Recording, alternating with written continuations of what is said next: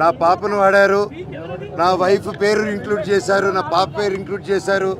ఇప్పుడు మా అమ్మను అడ్డు పెట్టుకొని హాస్పిటల్లో ఉన్నారని అబద్ధ ప్రచారాలు చేస్తూ అడ్మిట్ అయి ఉన్నారని కన్న తల్లి మీద ఇలా చేయకండి, మీకు దండం పెడతాను. మాట్లాడుకునేదానికి నేను ఎప్పుడు సిద్ధమే. Thank you. మనోజ్ గారు కొద్దిసేపటి క్రితమే సాయంత్రం వరకు సమస్య పరిష్కరిస్తామని చెప్పారు. దానిపైన మీరు ఏం చెప్తారు? విష్ణు మాట్లాడుతూ సాయంత్రం వరకు ఈ సమస్యను పరిష్కరించుకుంటామని చెప్పారు. దానిపైన మీరేమంటారు? అయితే మంచిదే కదండి, అందరికి మంచి జరిగితే మంచిదే కదా. ఊరోళ్ళందరికీ మంచి జరగాలి.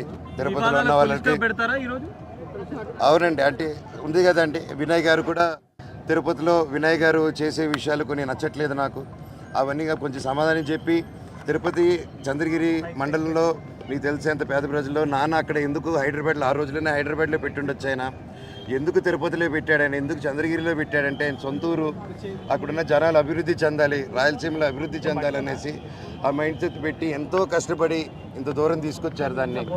ఈరోజు ఎవరో వచ్చేసి దాన్ని ఒక ఎడ్యుకేషనల్ బ్యాక్గ్రౌండ్ ఉందో లేదో కూడా తెలియదు, వచ్చి అలా చేయడం, ఒక పేద ప్రజల్ని ఒక మీట్ అవ్వకుండా చేయడం అంటే నాన్నగారి దగ్గరికి వెళ్ళలేకపోతున్నారు, ఆయన వరకు రీచ్ అవ్వట్లేదు.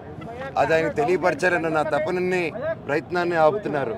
సో ఇవన్నీ డిస్కస్ చేస్తే విద్యా సంస్థల గురించి మీరు పోరాటం చేస్తామని చెప్పి మీరు చెప్తున్నారు, కానీ అంతర్గతంగా ఈ ఆస్తి వివాదాలే వివాదాల కారణం అని చెప్పి ప్రచారం జరుగుతుంది. అది మీకు కూడా తెలుసండి, మనోజ్ అడగడని.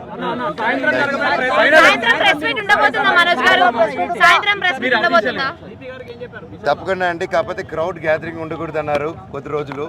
సో అందుకోసమే నేను ఇది ఎలా చేద్దాం, ప్రెస్ మీట్ని ముందుకు రావడమా రిలీజ్ చేయడమా అనేది ఇంకొంచెం మా లోకల్ అంటే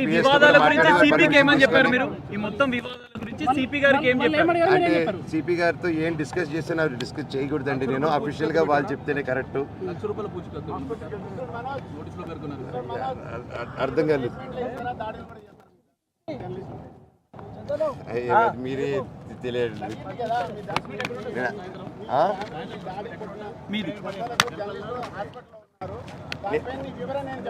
నేను ఇందాక మాట్లాడానండి, ఇప్పుడు మాట్లాడాను, మీకు వినిపించినట్లేదు, రికార్డ్ అయిందండి కెమెరాలో.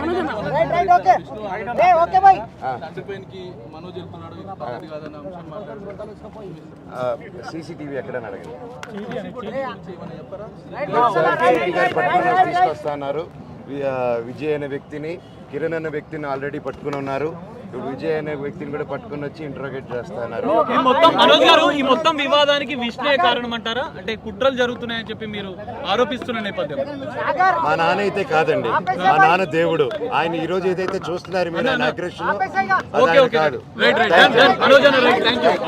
ప్రతి ఒక్కరూ ఇంటి దగ్గర కూడా ఏ గొడవలు లేకుండా అంత పీస్ఫుల్గా, ఇంటి బయట కూడా గొడవలు లేకుండా పీస్ఫుల్గా ముందుకు తీసుకెళ్తారు. అండ్ నేను కూడా మాటిచ్చాను నా తరపు నుంచి ఏ గొడవ ఉండదు అనేసి. సో ప్రతి ఒక్కరికి, అలాగే దెబ్బతగిలిన మీడియా మిత్రులకి అందరికీ సారీ చెప్తున్నాను. అలాగే మా అమ్మగారు హాస్పిటల్లో లేరు. మా అమ్మగారు నా ఇంట్లో మా వైఫ్తోనూ నా పాపతోనూ జలపల్లి ఇంట్లోనే ఉన్నారు. ఇప్పుడే ఒక రిపోర్ట్ చూశాను, ఇంటర్వ్యూ. మా అమ్మ హాస్పిటల్లో అడ్మిట్ అయి ఉన్నారని చెప్పారు. దయచేసి నా పాపను వాడారు, నా వైఫ్ పేరు ఇంక్లూడ్ చేశారు, నా పాప పేరు ఇంక్లూడ్ చేశారు. ఇప్పుడు మా అమ్మను అడ్డు పెట్టుకొని హాస్పిటల్లో ఉన్నారని అబద్ధ ప్రచారాలు చేస్తూ అడ్మిట్ అయి ఉన్నారని కన్న తల్లి మీద ఇలా చేయకండి, మీకు దండం పెడతాను. మాట్లాడుకునేదానికి నేను ఎప్పుడు సిద్ధమే. Thank you. మనోజ్ గారు కొద్దిసేపటి క్రితమే సాయంత్రం వరకు సమస్య పరిష్కరిస్తామని చెప్పారు. దానిపైన మీరు ఏం చెప్తారు? విష్ణు మాట్లాడుతూ సాయంత్రం వరకు ఈ సమస్యను పరిష్కరించుకుంటామని చెప్పారు. దానిపైన మీరేమంటారు? అయితే మంచిదే కదండి, అందరికి మంచి జరిగితే మంచిదే కదా. ఊరోళ్ళందరికీ మంచి జరగాలి. తిరుపతిలో ఉన్న వాళ్ళకి పెడతారా ఈరోజు? అవునండి, అంటే ఉంది కదండి. వినయ్ గారు కూడా తిరుపతిలో వినయ్ గారు చేసే విషయాలు కొన్ని నచ్చట్లేదు నాకు.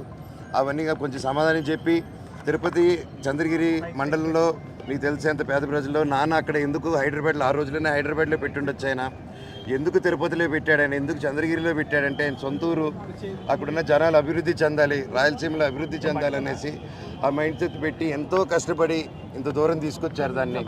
ఈరోజు ఎవరో వచ్చేసి దాన్ని ఒక ఎడ్యుకేషనల్ బ్యాక్గ్రౌండ్ ఉందో లేదో కూడా తెలియదు, వచ్చి అలా చేయడం, ఒక పేద ప్రజల్ని ఒక మీట్ అవ్వకుండా చేయడం అంటే